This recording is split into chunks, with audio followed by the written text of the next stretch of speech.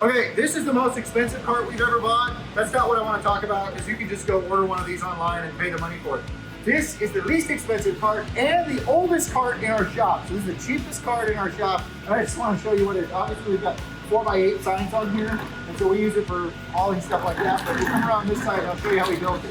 First thing we did was we went and got casters here. And I remember when I bought these casters, I went to Harbor Freight and bought a furniture dolly and took the casters off of the furniture dolly, because that is the cheapest way to buy a set of 4 heavy-duty casters.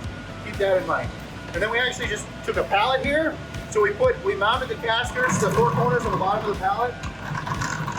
We took the pallet, we put some a little stop piece of OSB here, so that just stops stuff from sliding off. We put a couple of pieces of coral on the top of the pallet to help kind of keep signs from getting damaged, so the coral gives a little bit. And then for our uprights here, we just took 1 2x4 going down, you can see it, and that's screwed to the inside of the pallet, or the side of the pallet here. And then we've got our angles going up in here. Come here. We just took 2 pieces of OSB and we screwed them to this 2x4 here, that kind of setup. And then to get them to kind of angle in just a little bit, we tape them on the top. So it's just Gorilla Tape on the top. Cheapest, oldest cart in our shop. That's how we made it. Hopefully it'll help you out if you got to make some carts today.